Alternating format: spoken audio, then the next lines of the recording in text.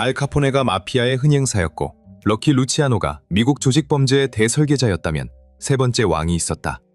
그 어떤 이보다 더 오래 더 큰 권력으로 군림한 군주가 있었으니 그의 이름은 카를로 감비노였다. 그는 조용한 보스, 그림자의 지휘자였다.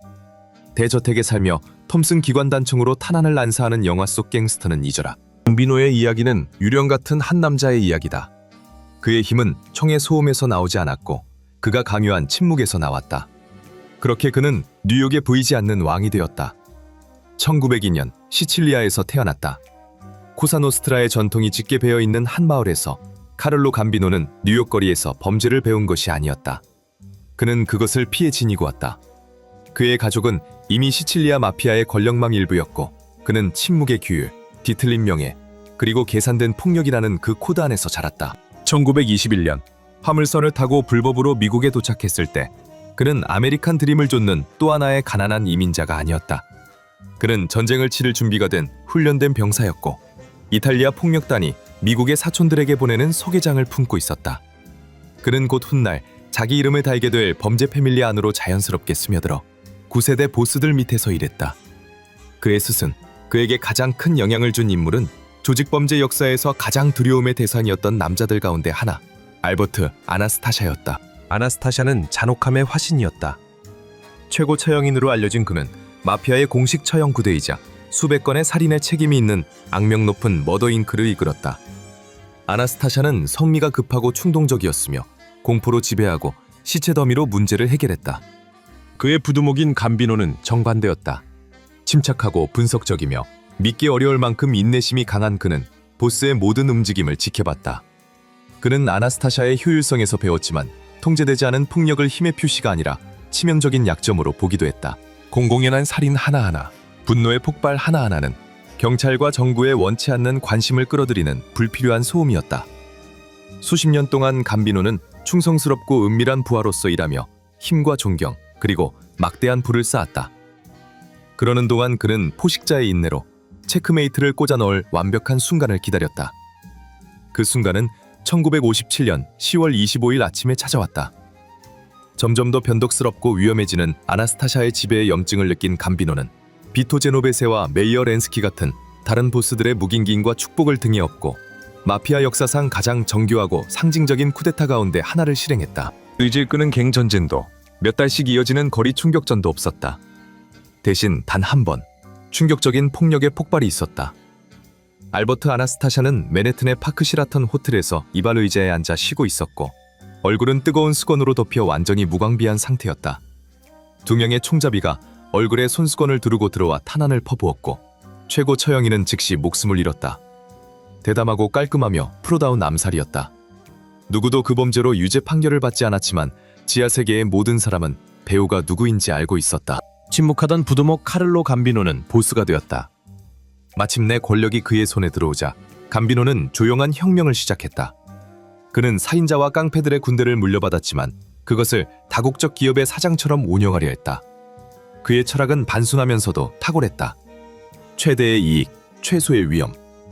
그의 첫 번째이자 가장 중요한 결정들 가운데 하나는 부하들에게 마약 거래에 관여하는 것을 단호하게 금지하는 일이었다. 도덕적 반대가 있었던 것은 아니다. 그의 계산은 철저히 실용적이었다. 마약 거래에 따르는 길고 피할 수 없는 징역형, 그리고 연방기관들의 끈질긴 주목은 그 이익에 비해 값어치가 없다는 것을 그는 알고 있었다. 위험이 보상을 앞질렀다. 대신 그는 패밀리를 더 조용하고 구조적인 범죄로 이끌었다. 도시의 골격 자체에 스며드는 범죄들이었다. 그는 특히 부도와 건설 분야에서 노동조합에 대한 잔악력을 확대했고 그 덕분에 공공 및 민간 프로젝트에서 수백만 달러를 빼돌릴 수 있었다. 그는 거대한 고리대금 네트워크를 운영하며 지하 세계의 비공식 은행가가 되었다. 그리고 무엇보다 중요한 것은 합법 사업체에 침투하는 방식을 선도했다는 점이다.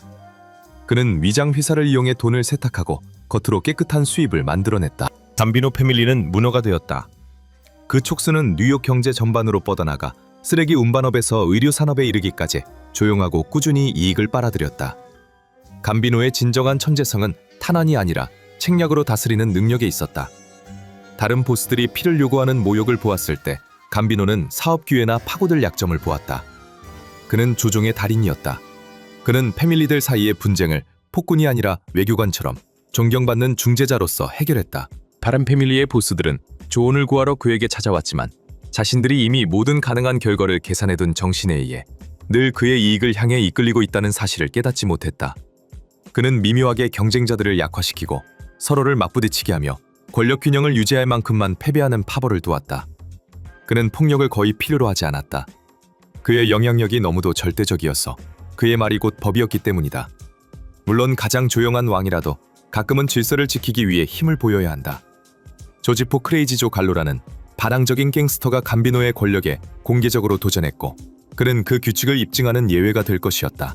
잇따른 도발과 콜롬보 패밀리 내부에서 내전을 촉발하려는 시도 끝에 갈론 1972년 생일을 축하하던 중 리틀 이탈리의 한 레스토랑에서 총격을 받고 쓰러졌다.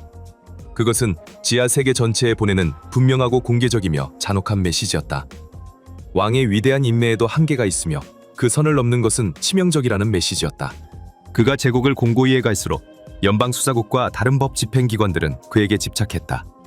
그들은 의심의 여지 없이 카를로 감비노가 미국 전체에서 가장 강력한 마피아 보스, 비공식적인 카포디 투티 카피라는 사실을 알고 있었다. 그들은 대규모의 지속적인 감시 작전을 펼쳤다. 그의 집과 차, 그리고 그가 자주 드나드는 곳들에 도청장치를 설치했다. 밤낮으로 그의 발걸음 하나하나를 미행했다. 그러나 감비노는 유령이었다. 신중함의 달인이었다. 그는 브루클린의 중산층 동네에 있는 소박한 벽돌집에서 살았다. 그는 검소한 차를 몰았고 정원을 돌보며 하루를 보냈다. 가장 중요한 사업대화는 어떤 마이크에서도 멀리 떨어진 곳에서 집 근처 블록을 천천히 도는 산책 중의 속삭임으로 이루어졌다.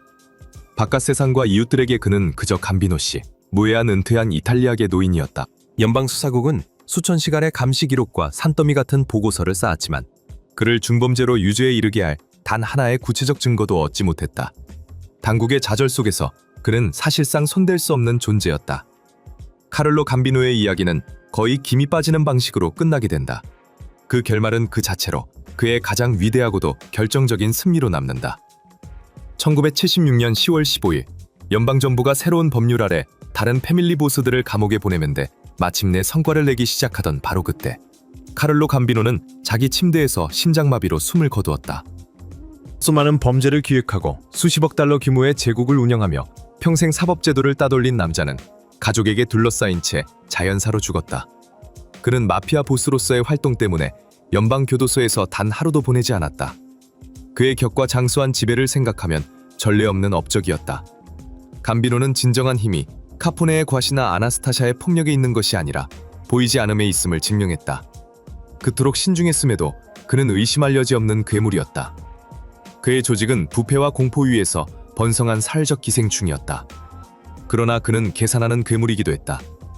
자기만의 일그러진 영역 안에서 인내심 있고 영리한 괴물이었다. 그의 이야기는 가장 위험한 남자가 대개 가장 크게 소리치는 사람이 아니라는 것을 증명한다.